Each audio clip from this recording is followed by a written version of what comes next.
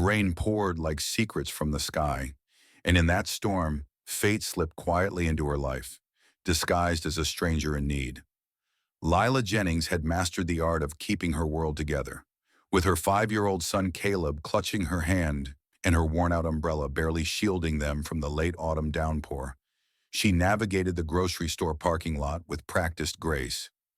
Every cent mattered, every moment was scheduled, and every emotion carefully hidden behind her tired smile.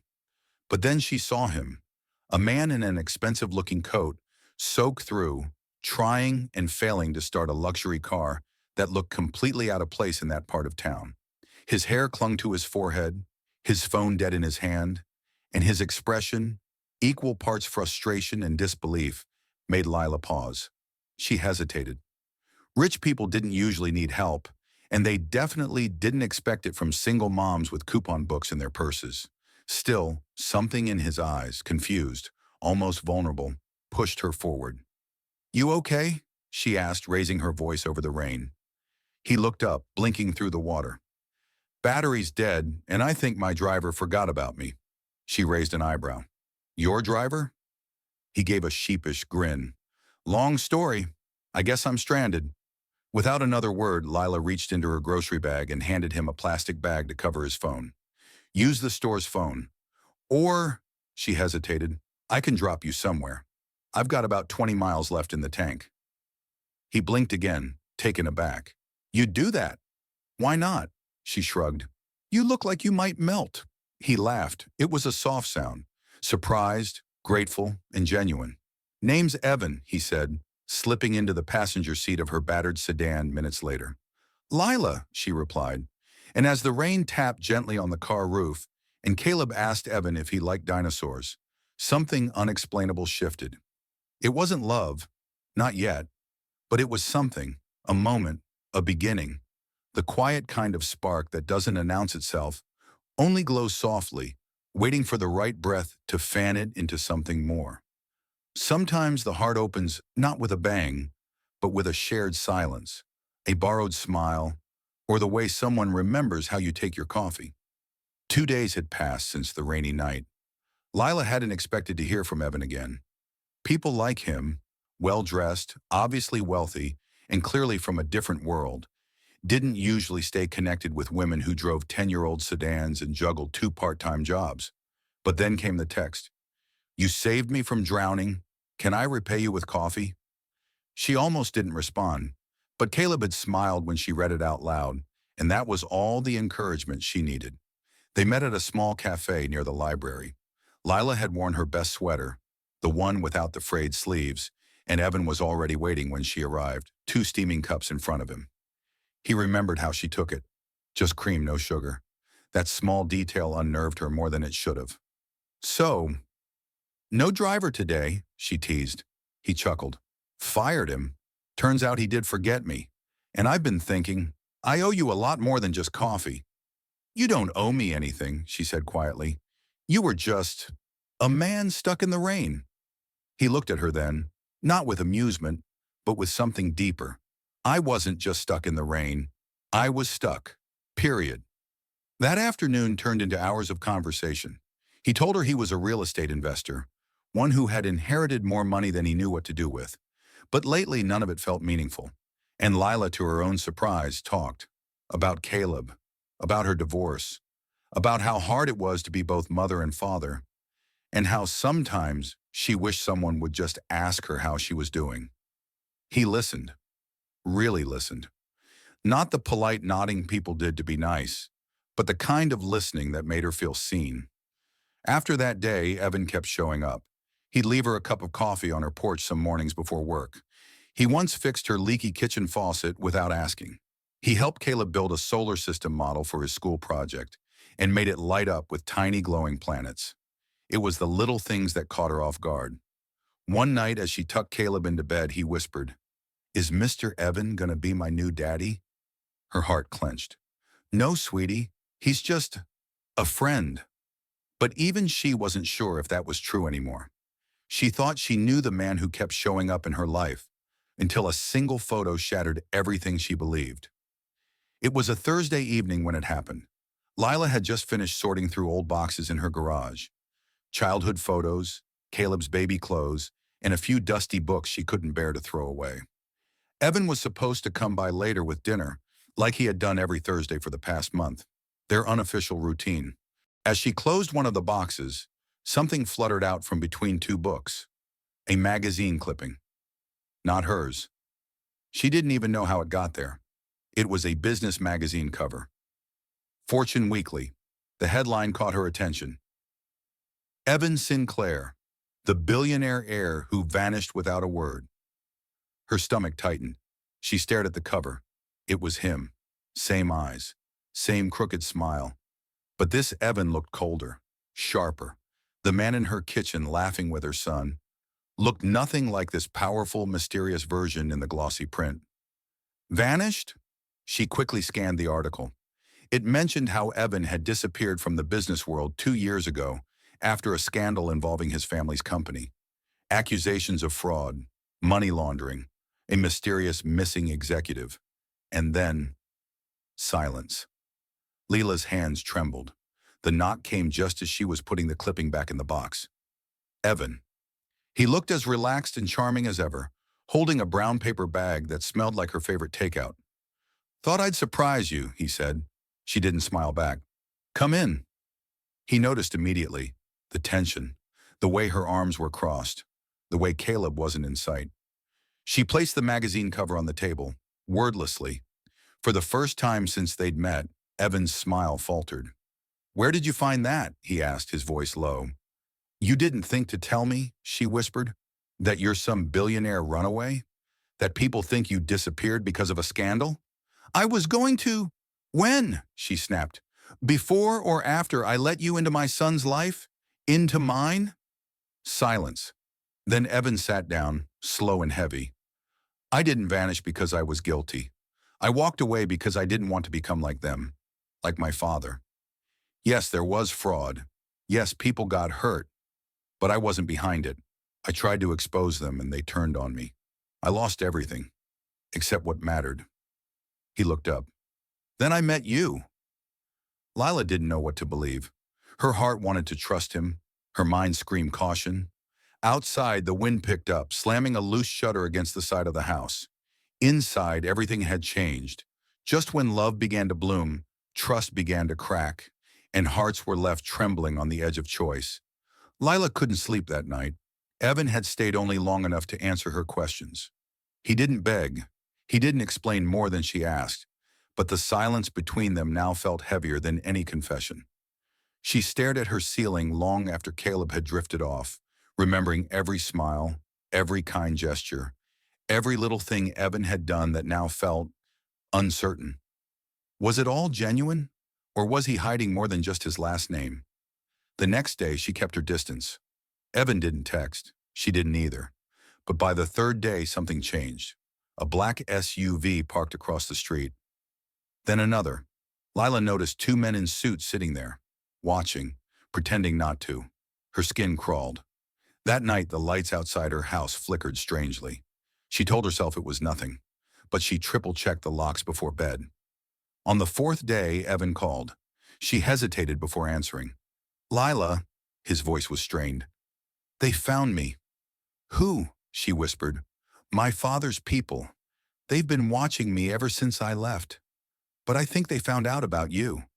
Why would they care about me? She snapped. Because I told them to leave me alone. I refused to come back.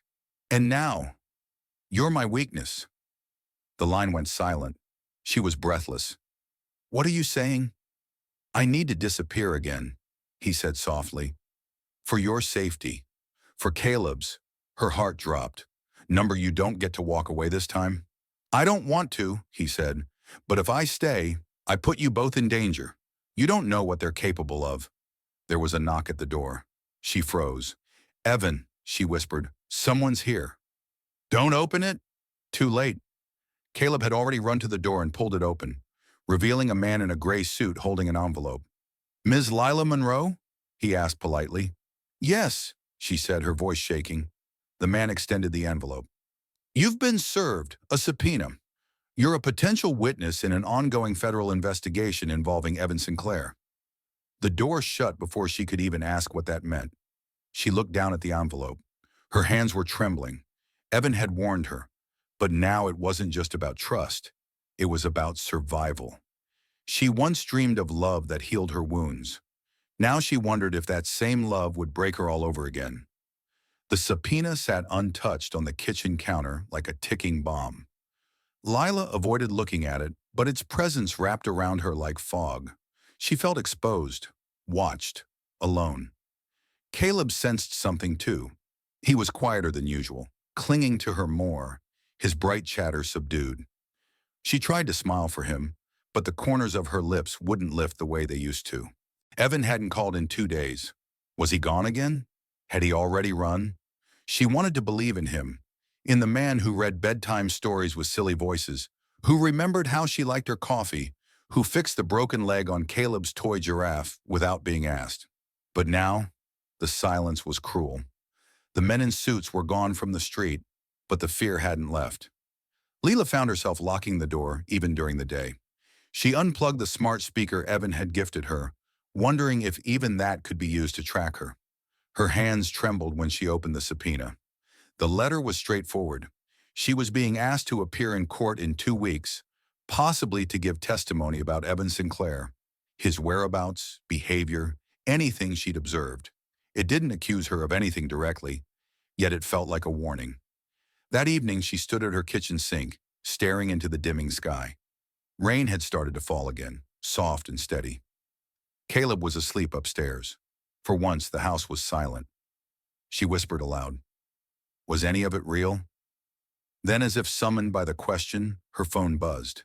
Evan. She hesitated, then picked up. "I shouldn't be calling," he said. His voice sounded far away, strained. "But I needed to hear your voice." "Where are you?" "Somewhere safe. For now." There was a long pause. Then she asked the one question she'd been holding back. "Did you use me, Evan? Was I just cover? A place to hide?" The pain in his silence pierced her. "No," he said finally, voice breaking. "You were the one thing that made me want to stop hiding. I messed up by not telling you sooner, but everything I felt, still feel, is real."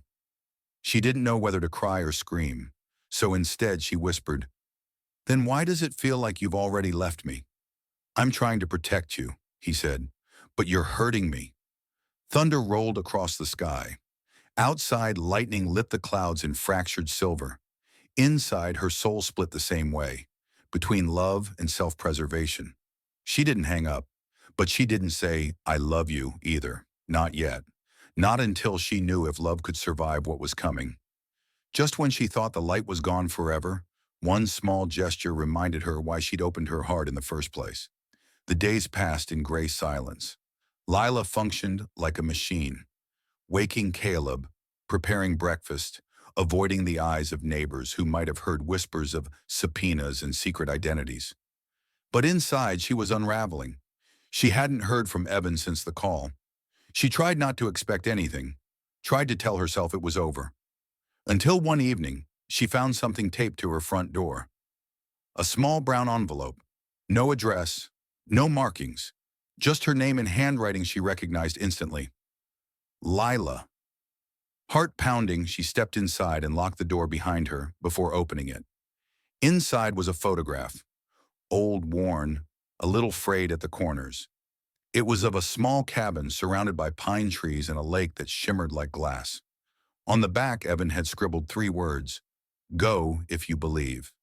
And beneath that, April 5th. Sunset. She blinked.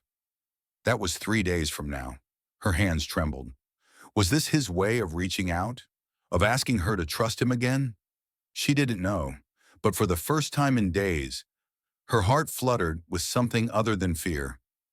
The next 3 days were chaos. She arranged for Caleb to stay with her sister. She packed a bag she didn't fully understand the reason for. And she got in her car and drove north, to a place she'd never seen, but somehow knew. The GPS coordinates Evan once casually mentioned during a lakeside story now came back like a whisper. That's where I used to dream of escaping. If I ever disappeared for real, that's where I'd go. She followed that dream. The drive was long, quiet, filled with doubts and second-guessing. But as the trees grew denser and the air sharper, something inside her settled. Maybe it was foolish. Maybe it was brave. Maybe it was both. When she reached the cabin, the sun was beginning to dip below the trees. And he was there, standing on the porch, arms crossed, eyes on the road, like he'd been waiting every second of those 3 days, afraid she might not come. Their eyes met, and suddenly the months, the secrets, the fears, all of it fell away. She got out of the car slowly. Neither of them spoke at first. He just walked to her, as if scared to scare her off. She let him reach for her hand. And then quietly she whispered, "I believe." Evan didn't kiss her. Not yet. But the way his hand gripped hers, as if anchoring himself to the one thing still true in his life, said everything. They weren't healed. Not yet. But they had found the spark again. And this time, they wouldn't let go so easily. Some promises are spoken softly, not because they're weak, but because they're meant to be kept forever. They spent that first evening in silence. Not the cold kind, but the healing kind. The kind that settled between two people who had been through a storm and finally found shelter. Lila sat beside the fire Evan had lit inside the small cabin. The flames crackled gently. He made her tea with trembling hands, and when she sipped it, she realized he still remembered she liked honey instead of sugar. Outside, the wind stirred the trees, but inside, the quiet was sacred. When Caleb came up in conversation, Lila softened. "He asks about you," she said, eyes fixed on the dancing firelight. Evan's face twisted with emotion. "I think about him every hour. You made him laugh. You made me laugh. I'd give anything to do it again." She looked over at him then. Really looked. Not at the man with secrets, not at the millionaire everyone was chasing, but the man who'd fixed her broken porch light at midnight, who knew all the words to Caleb's favorite bedtime song, who once held her when she cried over her ex's betrayal and didn't ask for anything in return. And maybe it was the isolation of the cabin. Maybe it was the stars finally peeking out beyond the clouds. Or maybe, just maybe, it was love rising above fear. But Lila asked the question neither of them had dared until now. "What happens after this?" Evan turned to her. His voice was low, raw. "If I stay, you're in danger. If I run, I lose you." She didn't blink. "Then don't run." "I don't know how to fight this." "You don't have to fight it alone."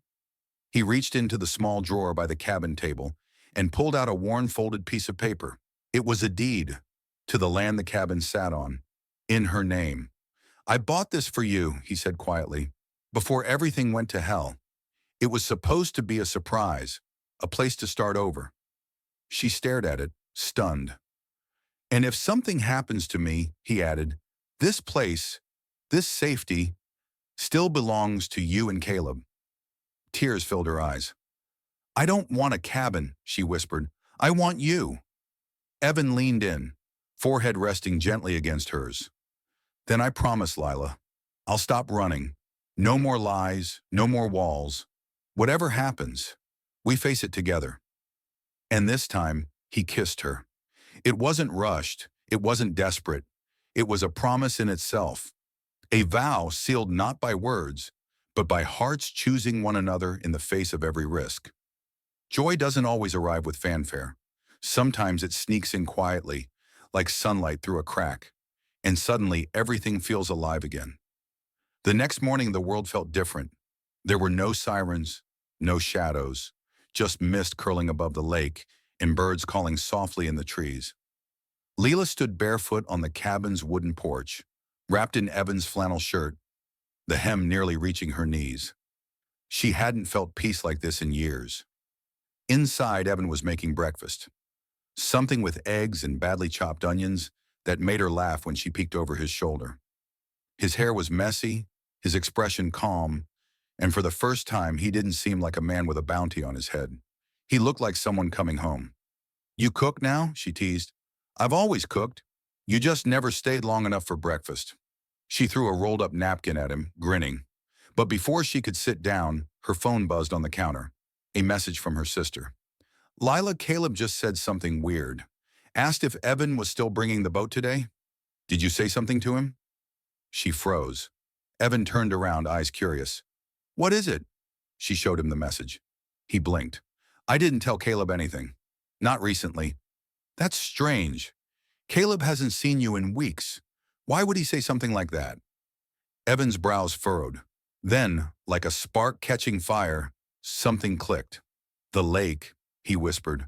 When I stayed here the first time, I told Caleb there was a boat under the dock, a secret one I kept for fishing trips. He asked if I'd take him someday. Lila stared. You never mentioned that to me. I didn't think it mattered, but maybe he remembered.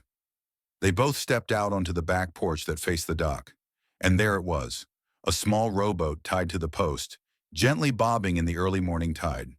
Evan smiled. Still here. Lila laughed, truly laughed, for the first time in what felt like months. That boat is practically ancient. Ancient but faithful. He took her hand.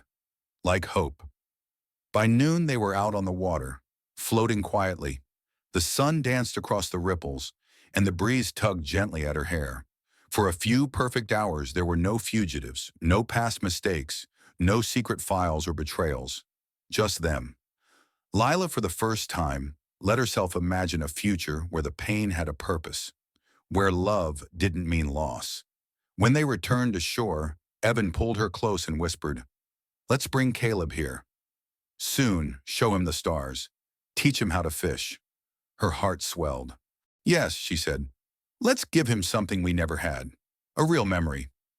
They had no idea the storm that still lingered on the horizon.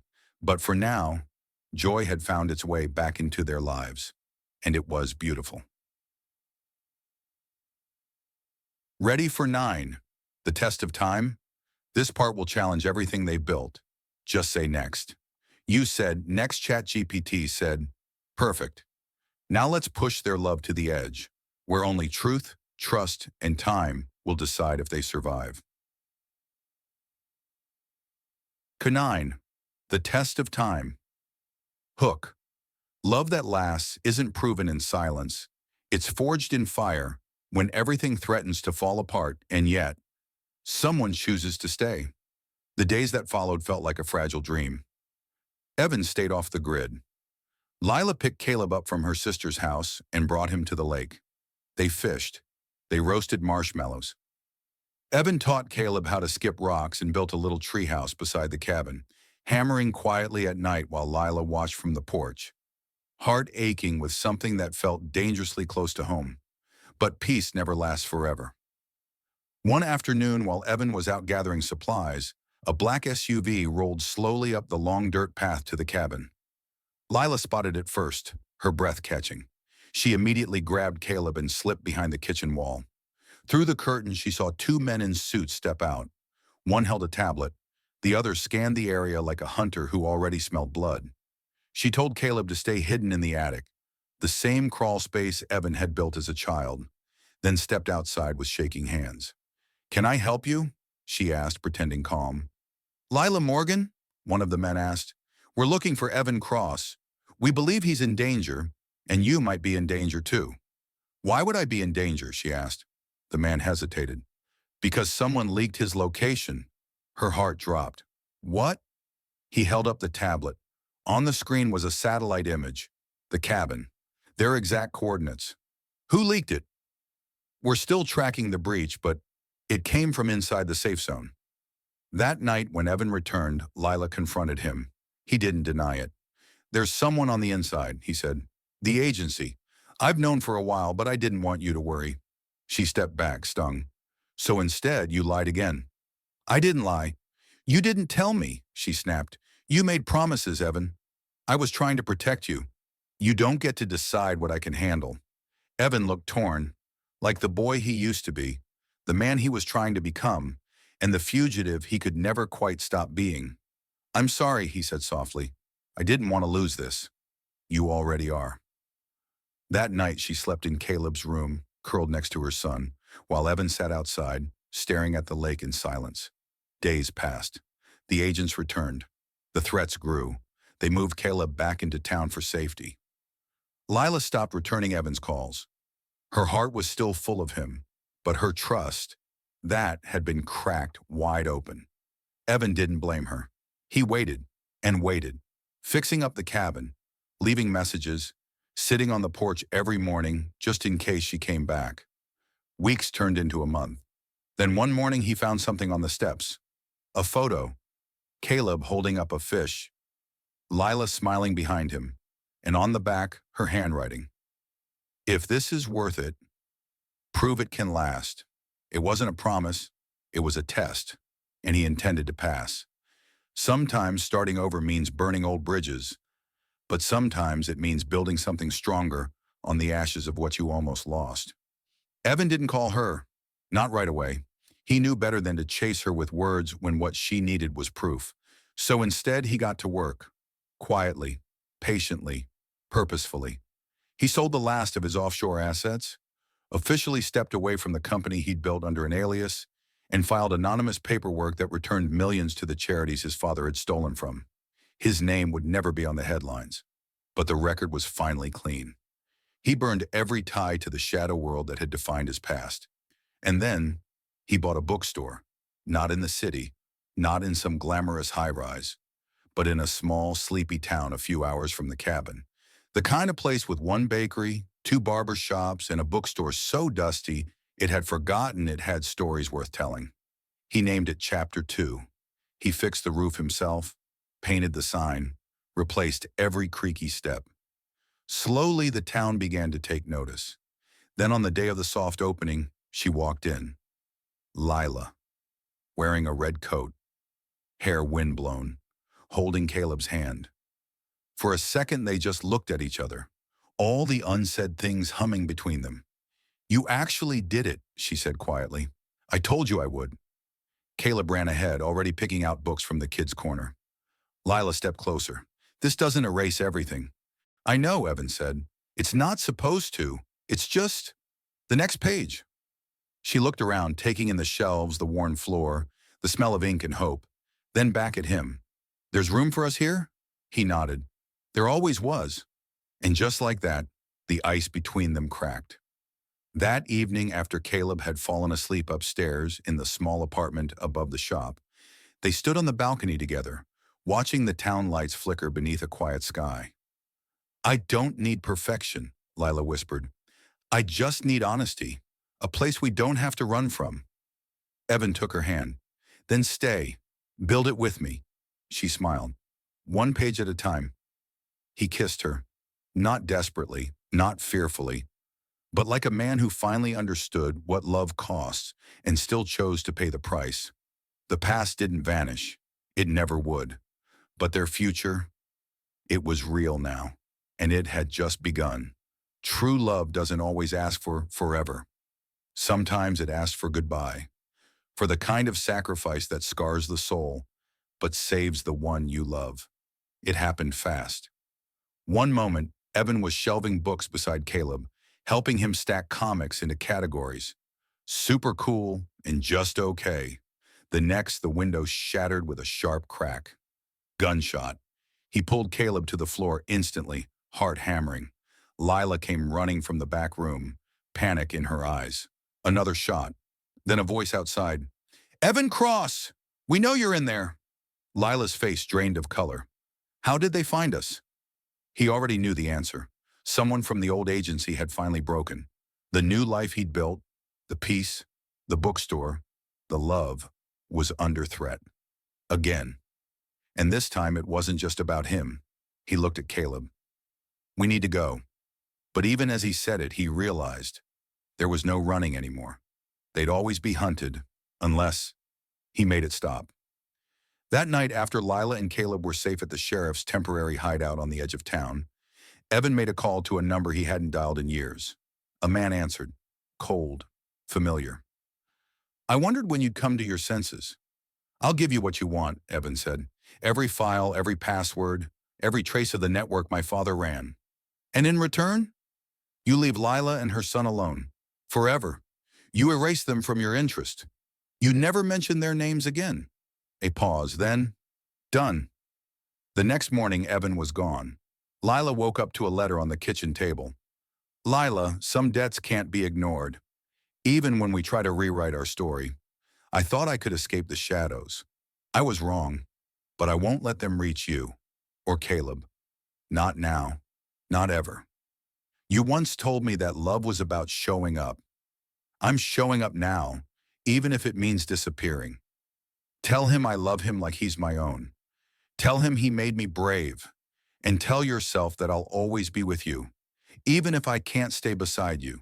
Yours, always. Evan. She read it over and over. Tears fell, not from betrayal, not from fear, but from the ache of a man who finally became everything he promised, just in time to lose it all. Weeks passed. No news, no arrests, no headlines. Evan had vanished like he never existed, but his sacrifice left behind something more powerful than memory. It left behind peace. For her, for Caleb, for the future. When all the storms have passed and only the echoes of love remain, the quiet moments speak loudest, of hope, healing, and the return no one dared believe in. 3 years later, the bookstore still stood. Lila had kept it alive, chapter 2. Not just for her, not just for Caleb, but for Evan. Every worn shelf, every handwritten note in the books he once sorted, felt like a whisper of him. She never stopped believing he was out there. Not truly. She never stopped loving him. And Caleb, now 10, asked fewer questions with time. But whenever he looked up at the stars, she could see it, the quiet wish behind his gaze, the silent hope. Then on a rainy Thursday evening, it happened. A knock, not sharp, not urgent, just steady. Lila froze. She wasn't expecting anyone. The town had gone quiet after sundown. Caleb was upstairs reading. The street was empty. She opened the door and gasped. Soaked, thin, bruised, with a rough beard and haunted eyes. It was him, Evan. She couldn't breathe, couldn't speak. But her eyes, oh, her eyes, told every story her voice couldn't. He looked like a man who'd been to war, and in many ways he had. The files he gave to the government brought down corrupt names across 3 continents. His name had been cleared quietly. No press, no fanfare, just silence, just safety. He'd been in hiding, healing, watching, and now he was back. "Are you real?" she whispered. "I don't know," he choked, tears in his voice. "But I'm here, and I never stopped loving you." She stepped forward, shaking, placing her palm on his heart. It still beat for her. Without another word, she pulled him into her arms. Rain, past, scars and all. That night, they didn't talk much. They just held each other on the old couch upstairs, while Caleb, still unaware, slept in the next room. By morning, Lila told her son the truth. He ran into Evan's arms with the kind of innocent joy only children know. Pure, boundless, and forgiving. And Evan, he dropped to his knees and cried into the boy's shoulder. Later that week, the 3 of them stood on the bookstore balcony again. Different stars, same sky. Lila leaned into him. "We lost time." Evan kissed her hair. "Let's make the rest of it count." And they did. Together, not perfect, not easy, but real, earned, worth everything. Their love wasn't a fairy tale. It was better. It was a symphony, composed of pain and patience, silence and second chances, and finally harmony.